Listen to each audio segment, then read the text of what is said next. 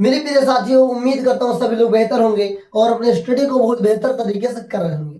मेरे प्रिय साथियों, जैसा कि आप सभी को पता है कि हम लोग पिछले क्लास में त्रिभुज को लेकर के बातें कर रहे थे, जहाँ पे मैंने त्रिभुज के प्रकार बताया और त्रिभुज के कुछ बेसिक चीजों को बताया, समरूप बताया, सर्वांगसम बताया। आज उसी के ऊपर एक नेक्स्ट क्लास लेकर के आ गया हूँ, समरूपता की कसौटी। इंग्लिश में बोलते हैं सिमिलरिटी रूल्स, सिमिलरिटीज टर्म्स बोलते हैं या सिमिलरिटीज थ्योरम भी बोल सकते हैं। इससे पहले आपको थेल्स का नाम तो सुना ही होगा, नहीं सुना तो अभी सुन लो साथियों। थेल्स ने क्या कहा था? ये थेल्स के बिना समरूपता कसौटी कहीं कहीं आपको दिक्कत करेगी। मेरे प्यारे से तो ध्यान दीजिएगा, थेल्स ने क्या कहा, थेल्स की समरूपता कसौटी ध्यान दीजिएगा। थेल्स प्रमेय, थेल्स प्रमेय के अनुसार क्या होता है प्यारे बच्चों? थेल्स प्रमेय के अनुसार यदि किसी त्रिभुज के, ध्यान दीजिएगा, यदि किसी त्रिभुज के जो आधार वाली भुजा है, क्या आधार वाली भुजा है, इसके अनुपात में एक रेखा डाली जाए, एक रेखा डाली जाए और ये दोनों क्या है साथियों? सिमिलर है, दोनों क्या है? बराबर है। क्या है? दोनों के दोनों क्या है? बराबर है। तो इन दोनों का रेशियो क्या होता है? बराबर होता है। और ये किस नियम के अनुसार कहा गया मेरे बच्चों? ये कहा गया थेल्स प्रमेय के विलोम से। ध्यान दीजिएगा, थेल्स ने तो यही सिद्ध किया था, थेल्स ने यही सिद्ध किया था कि यदि किसी त्रिभुज के आधार के बराबर में एक रेखा खींची जाए तो वो एक दूसरे के बराबर होते हैं, एक दूसरे के पैरेलल होते हैं। लेकिन थेल्स प्रमेय का विलोम यह रहता है कि अगर ये दोनों बराबर होंगे तो इनका अनुपात भी बराबर होता है। जैसे मान लेते हैं इसका ए नाम है, बी नाम है, सी नाम है, इसका डी नाम है, इसका ई नाम है। तो थेल्स ने तो यह सिद्ध किया ये दोनों लाइन बराबर है। ध्यान दीजिए, थेल्स ने तो यही सिद्ध किया कि दोनों लाइन क्या है? पैरेलल है। थेल्स प्रमेय यह कहता है यहाँ पे कि डी ई पैरेलल क्या होगा? B C. ये प्यारे बच्चों सिद्ध किया था। लेकिन इसके विपरीत एक फार्मूला को याद होना चाहिए कि अगर किसी त्रिभुज में, यदि किसी त्रिभुज में, मेरे प्यारे बच्चों ध्यान देने की बात है, यदि किसी त्रिभुज में दो लाइंस, दो रेखाएं क्या है? आपस में पैरेलल है, तो उनके भुजाओं का अनुपात क्या होता है? बराबर होता है। मतलब क्या होगा? मतलब A D upon D B, ध्यान दीजिएगा, upon D B equal A E upon E C. ये मुझे बताना था, मैंने बता दिया।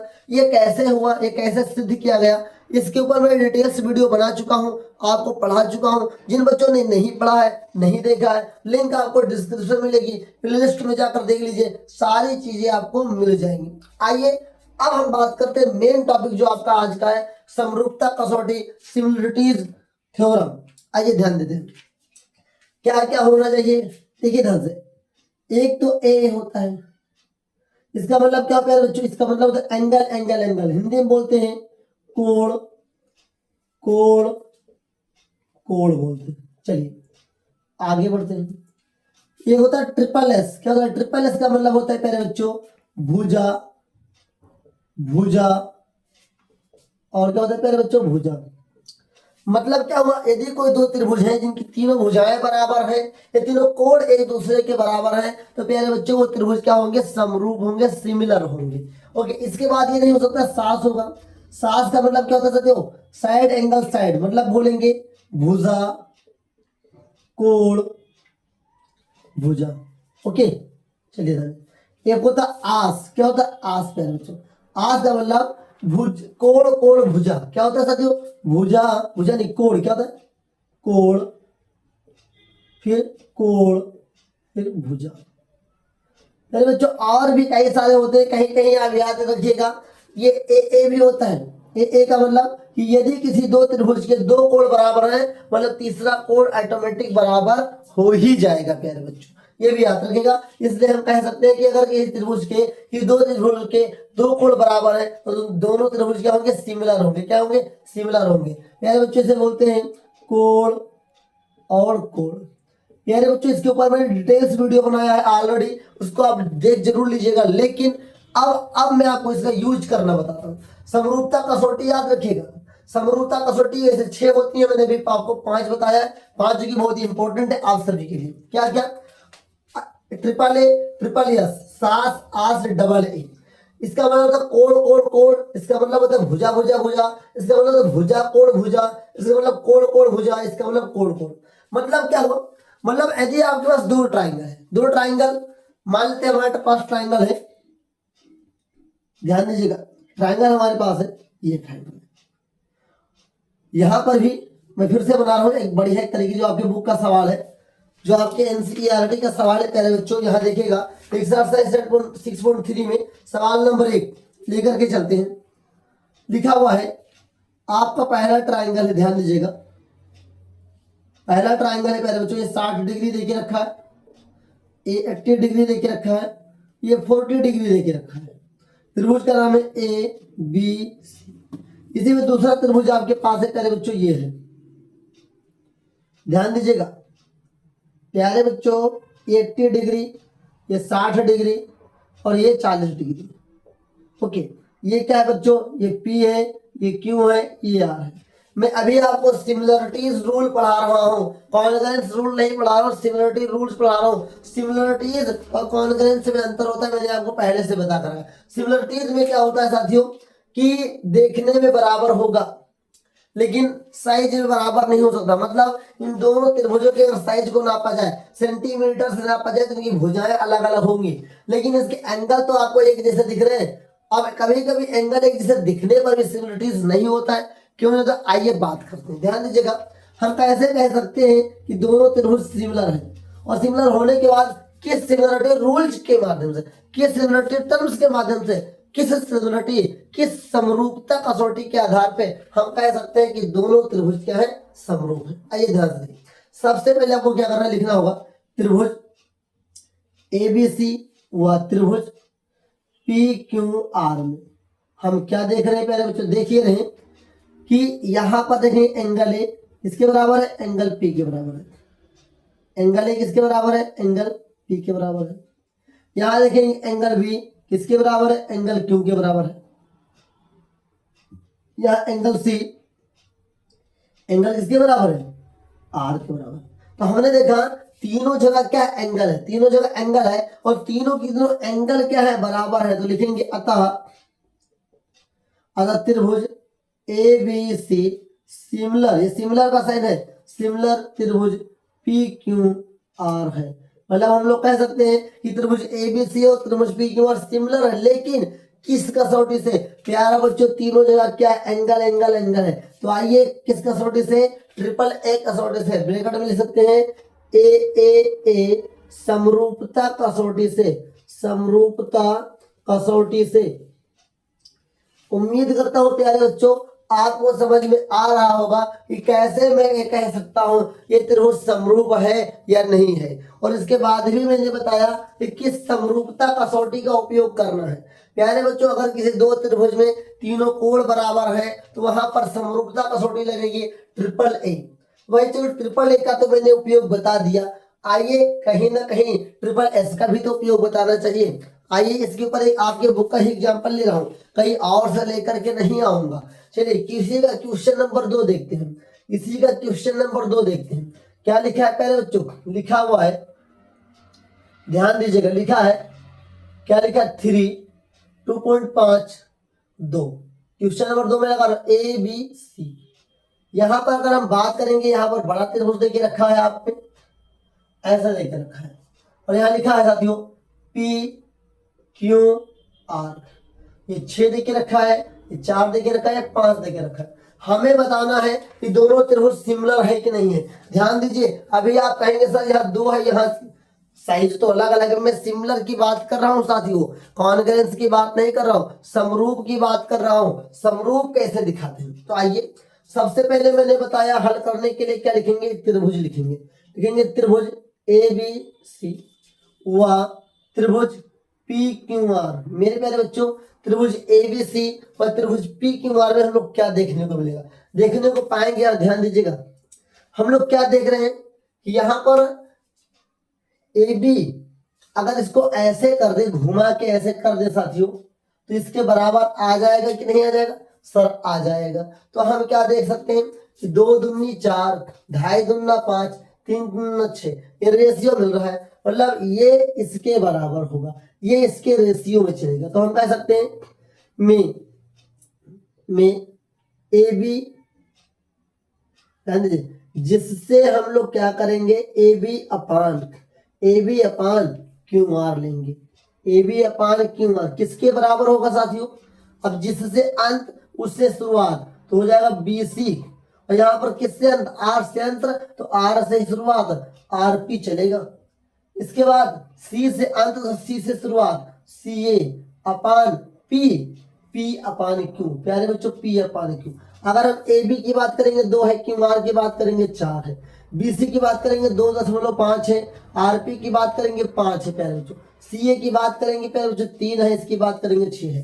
काटेंगे 2 1 कम 2 2 दूनी 4, 2 1 कम 2 2 दूना 5, 3 1 कम 3 3 दूनी 6। तुम लोग क्या दे रहे, 1/2 बराबर 1/2 बराबर 1/2, मतलब क्या है, तीनों भुजाएं आपस में क्या है, बराबर है। तीनों का रेशियो क्या है, एक दूसरे के बराबर है प्यारे बच्चों। है बराबर कि नहीं बराबर है, मतलब कि ऊपर की भुजाएं एक दूसरे के बराबर है, नीचे की भुजाएं एक दूसरे के बराबर है। तो जब मैंने बताया किसी त्रिभुज की तीनों भुजाएं आपस में बराबर होंगी तो त्रिभुज क्या होगा, सिमिलर होगा, त्रिभुज क्या होगा, समरूप होगा। तो लिख सकेंगे अतः त्रिभुज ए बी सी सिमिलर त्रिभुज पी क्यू आर है। कसौटी का नाम बता दीजिए भाई, यस यस यस समरूपता कसौटी, यस यस यस समरूपता कसौटी। मेरे प्यारे बच्चों आपको कुछ ना कुछ तो समझ में आ ही रहा होगा। मैंने बताया कि समरूप कब होगा, समरूप होने के लिए वो आकृतियां क्या होनी चाहिए, समान होनी चाहिए। कैसे होनी चाहिए, माप में नहीं लेकिन देखने में तो बराबर होनी चाहिए प्यारे बच्चों, तभी तो समरूप होगा। समरूप की कसौटियां जो मैंने 5 बताया उनमें से मेरे प्यारे साथियों मैंने आपको 2 का उपयोग बता दिया, 2 का उपयोग बता दिया प्यारे बच्चों। 2 का उपयोग मैंने बताया, पहला बताया अगर तीनों एंगल बराबर है तो लगेगा ट्रिपल ए, तीनों साइड बराबर है लगेगा ट्रिपल एस। ऐसे ही अगर किसी 2 त्रिभुज के कोई 2 भुजा बराबर हो जाए, कोई एक एंगल बराबर हो जाए तो प्यारे बच्चों वहां पर क्या होता है, वहां पर साथियों वो त्रिभुज समरूप हो जाता है। यहीं पर एक हम लोग समरूपता कसौटी को मिस कर रहे हैं, उसका नाम है प्यारे बच्चों RHS, इसे बोलते हैं समकोण, ध्यान दीजिएगा इसका नाम है समकोण कर्ण भुजा, कर्ण भुजा। इसका मतलब क्या हुआ कि अगर कोई 2 त्रिभुज है लेकिन दोनों के त्रिभुज समकोण होने चाहिए, RHS जहां लगता है वहां पर प्यारे बच्चों राइट एंगल ट्राइंगल होना चाहिए। कितना होना चाहिए, राइट एंगल ट्राइंगल, समकोण त्रिभुज होना चाहिए, वहीं पर RHS लगता है। तो अगर कोई 2 त्रिभुज है जो दोनों के दोनों त्रिभुज समकोण त्रिभुज है तो उसका एक कोण समकोण हो जाएगा, एक भुजा जो कर्ण वाली हाइपोटेन्यूस भुजा वो बराबर होनी चाहिए। और यदि उसका कोई एक भुजा चाहे बेस हो चाहे परपेंडिकुलर हो चाहे आधार हो या लंब हो, अगर वो दोनों बराबर है तो प्यारे बच्चों वहां पर RHS प्रोबेबिलिटी लगती है, सॉरी RHS समरूपता कसौटी लगती है। उम्मीद करता हूँ अभी तक जितना भी मैंने बताया ये कुछ ना कुछ आपको समझ में आया होगा। एक प्रश्न हम लोग और देखते हैं जहां पर देखते हैं कि ये एक दूसरे के समरूप है या नहीं है। ध्यान से देखिएगा, आपके बुक का ही क्वेश्चन नंबर 5 है। क्वेश्चन नंबर क्या है बच्चों, 5 है। लिखा हुआ सवाल, ध्यान दीजिएगा। सवाल कुछ इस कदर है, ऐसे है। यहां पर प्यारे बच्चों 80 डिग्री का कोण बन रहा है, ए बी और सी है। ये 2.5 है, ये 3 है। दूसरा फिगर इसी के सामने है, ऐसे है, ऐसे है, ठीक है। यहाँ पर प्यारे बच्चों 80 डिग्री कोण में यहाँ पर बन रहा है और यहाँ पर डी है, यहाँ पर ई है और प्यारे बच्चों यहाँ पर एफ है। यहाँ पर प्यारे बच्चों 5 है, यहाँ पर प्यारे बच्चों 6 है।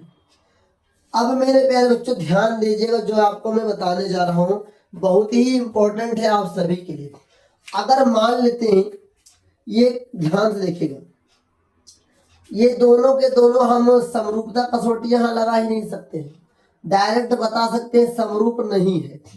आप कहेंगे सर कैसे नहीं समरूप है, देखिए 2 दूना 5 है, 3 दूना 6 है, 80 का 80 कोण बराबर है। आपकी बात बिल्कुल जायज है। प्यारे बच्चों समरूपता कसौटी में अगर हम यहाँ पर विशेष ध्यान देंगे तो क्या है, सास है।